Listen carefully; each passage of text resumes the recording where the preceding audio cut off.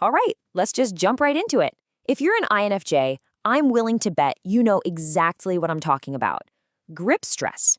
It's that, feeling. But here's the thing. Today, we're not just going to talk about how to deal with it. No, we're going way deeper. We're talking about a complete overhaul, a real transformation from the inside out.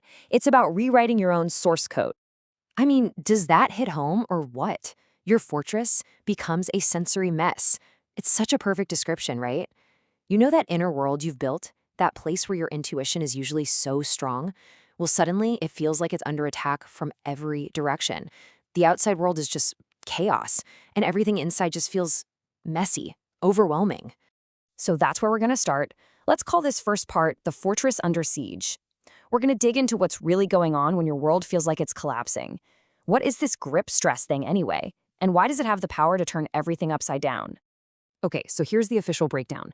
Think of it like this. Your brain is a super powerful computer, and your intuition is your main operating system. But when it gets hit with too much external chaos, it crashes. It reboots in safe mode. And what happens in safe mode? You only have the basic, clunky functions. That's when we start acting out, maybe lashing out, or getting super impulsive. It's all just this desperate, clumsy attempt to grab the steering wheel and feel in control. And you know what the number one symptom is? This right here. You start pointing the finger at everyone and everything else. It's not me, it's them.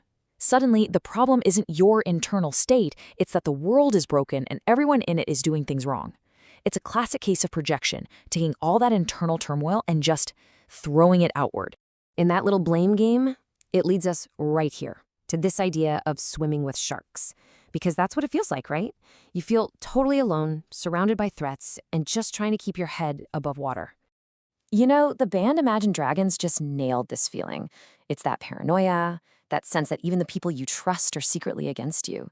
You start to feel like the whole world is hostile, and you're just navigating a shark tank all by yourself. And this is the thought that's just on a loop in your head, isn't it? Why can't people just do the right thing? What is wrong with everyone? It's this incredibly frustrating feeling that if the rest of the world would just get its act together, you'd be fine. But let's be real. That's a fight you're never, ever going to win. And this is so important to get. Your Myers-Briggs type, being an INFJ, it's not a life sentence. It's not a box you're stuck in. It's a map. That's all it is. A map is super useful, right? It shows you the terrain. It explains why you keep hitting that same mountain range or falling into that same river. But a map doesn't tell you where you have to go. It just helps you navigate where you are. Okay, so this is the big turning point.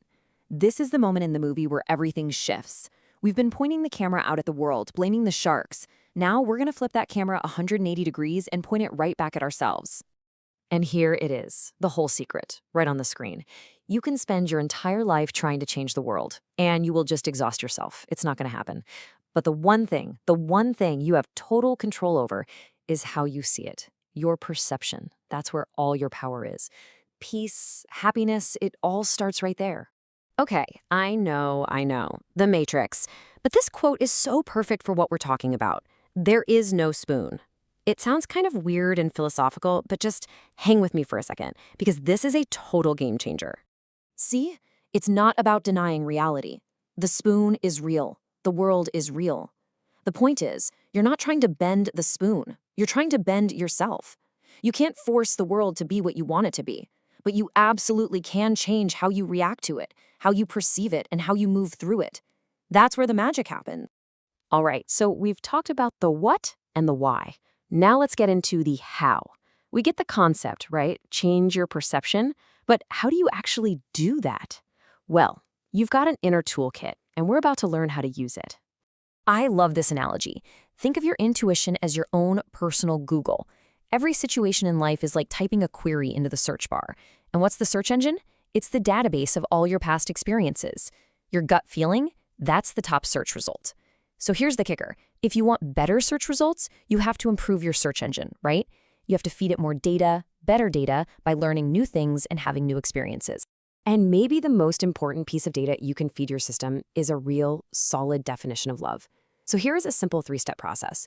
First, you have to figure out what love actually is to you, not what society or movies tell you it should be, but what it means deep down in your core. Step 2, and this is the hard part for a lot of us, you have to apply that definition to yourself. And finally, when you can do that, you build this incredible inner strength that lets you handle, well, pretty much anything.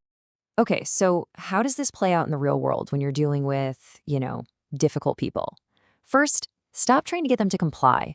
The only thing that matters is that you comply with your own values. Second, forgiveness, it's not for them, it's for you. It's like dropping a heavy lawsuit you've been carrying around. Just let it go. Third, try reacting with a calm indifference, maybe even compassion, instead of letting anger take over. And finally, when it's time to walk away, do it with peace, not with a list of resentments. You'll feel so much lighter. So what's the end goal of all this work? Where are we trying to get to?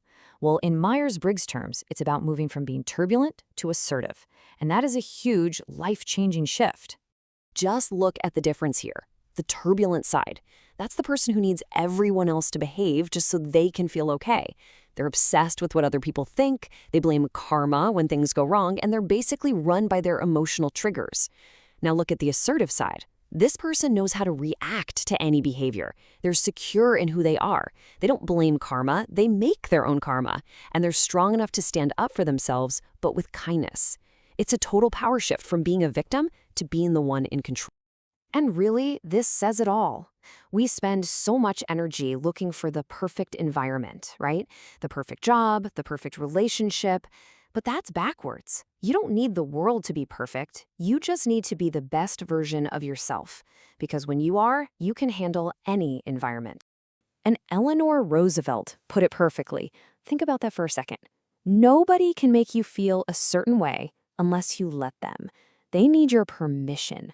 Your emotional world is your territory. People can yell and scream and try to get in, but you are the one who controls the gate. You decide who and what gets in. So let's bring it all home with this final thought. Your destiny isn't some pre-written program that you're forced to run. It's a choice. And every single day, you are the one writing the code. So the question you have to ask yourself is, who's at the keyboard? Are you writing your own source code, or have you handed the job over to someone else?